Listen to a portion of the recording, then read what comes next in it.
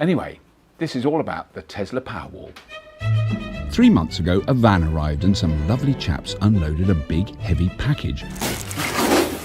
Oh, that's white. Oh, is that it? Yeah. Oh.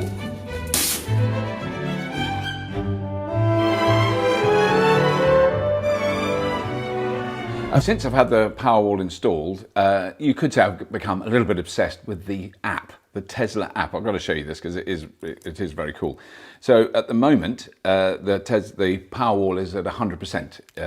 It's charged up already because it's a sunny day, which is very nice. And that initial screen just shows you how much you've got in the battery. If I go to power flow, there we go. So I'm getting 3.9 kilowatts at the moment from the solar panels, now 2.2, it's gone down a bit. And I'm also charging the car.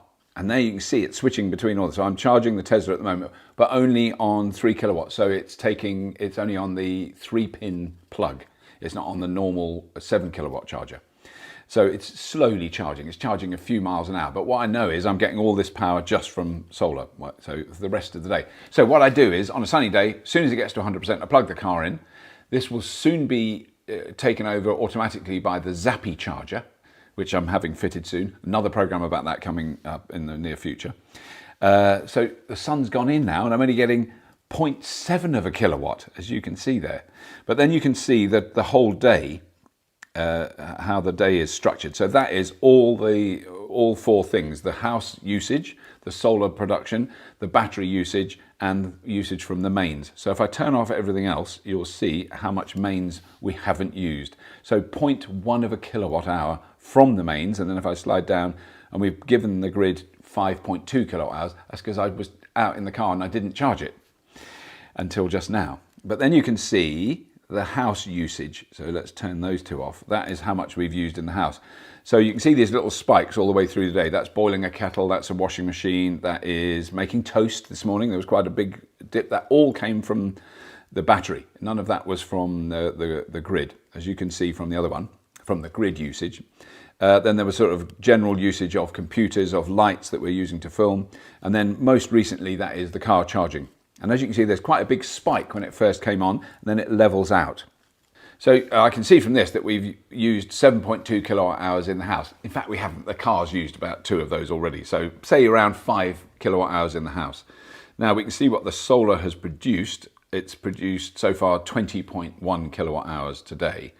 And you can see from the bottom of that 28.4% has gone to the house, 45.8% has gone to the Powerwall, and 25.8% to the grid. Now, normally if I have a really good day and I'm working here and I'm in control of it, I can reduce the amount that goes out to the grid down to 4 or 5%, because I'm putting far more into the cars once the battery's full. So this is still obsessive over management from my point of view. You wouldn't want to do this every day. This is just because I'm really, very much into it. I'll now show the battery usage. So you can see what the battery's been doing today. There's few spikes in the morning, which is when we were having breakfast early on in the morning. It was quite an interesting one very early in the morning, and I don't know what that is. What did I turn on at about 6 o'clock this morning? The extractor fan on the shower. That's because I had a shower. So you can see then the solar was charging the battery all this morning, and so when it's below the line, that is the battery's being filled, and when it goes above the line, that is the battery delivering. So we've only had 1.4 kilowatt hours from the battery today. The rest has been to the battery, 9.2 kilowatt hours into the battery, and it wasn't empty this morning when I woke up, so that's why it's full. I hope this makes some sense to you. And that is, you can see there when I turn on the grid, that is, so power going into the battery, and then once the battery's full, the power goes into the grid. You can see that very clearly. Where it goes grey is where it's going into the grid. The other thing you can see from this is how much your daily usage is from the batteries and the solar panels. And today, it's 98% of the electricity that we've used in the house comes from solar and batteries. 19% from the Powerwall, 79% from solar. Yesterday, it was a very good day. It was 99%. 47 from solar and 52 from Powerwall. But if I look at the longer period, so a week, as you can see, it's now 54% is from the solar and Powerwall. And that the remaining 46% is off-peak electricity being used at night to charge cars. And if I look at the month, it's a little bit better at 63%. And that, again, the remainder is the off-peak electricity to charge up the electric cars. So we're running 2 electric cars, a Tesla and a Nissan Leaf, so they consume quite a lot of electricity, but that's all off-peak electricity. And some of this power, some of that 63% has definitely gone into the cars as well. So it is a combination of the two things, but obviously in the first month I had it, I was really tight with charging the cars because I was obsessed, and I got it up to 84%. So I think a realistic appraisal of what it would do if you didn't have an electric car is in the kind of high 80% at this time of year, and probably in the low 70s in the winter. So that's the gist of it. The other great thing is I can do from here, look, I can switch to the car. So now in a moment, once that catches up, so it's charging, it's got 98 miles of range and it's charging at the moment, but only at 6 miles an hour. You can see it's very, very slow. 6 miles an hour, it's only 10 amps. So it's off a little 3-pin plug. And the reason I use that is because it just trickle charges it all the day and I don't take anything from the grid. I know that there's enough in the battery and the solar to cover that. So I've put in, since we've had this system installed, I worked it out, it's about 320 miles of total range in the car from solar and battery. It's not bad really. But anyway, let's just quickly explain what it is. So there's solar panels on the roof of the building there. They come in, the power comes into this inverter. That's correct. And that is a new inverter, and that is because the old one I had was too small, was it? That's right. So we upsized the size of your solar array, and that needed a larger inverter to cope with that additional power.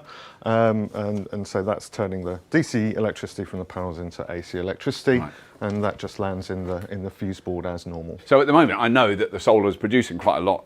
We're not using much in the house. A lot is going into the battery. It's charging the battery at the moment. Yep, that's correct. So the Tesla Powerwall is AC connected now, which means that the battery unit simply just wires into this consumer unit. So it's very, very simple to install, and it doesn't really interface or relate to the inverter in any way. This battery is 13.4, is it, kilowatt hours? Yep, so it's 13.4 kilowatt hours. So that's a lot of storage capacity. Yeah. That's pretty much double the other models that are on the market. So that's really the key differentiator of the Tesla Powerwall 2 is that it has got this huge capacity. It's just a big unit. That's useful, but obviously you need the rest of the system to match up with that to ensure that you're actually using all of that capacity on a regular basis. Otherwise it's just sitting there idle. You might struggle to get this full because it's just dark in UK winters. And so you might be able to sort of half fill this with cheap nighttime electricity and then top it up with the solar generation during the winter. So you might have a sort of winter operating regime that uses a mix of solar and cheap nighttime electricity, that electricity when they want them.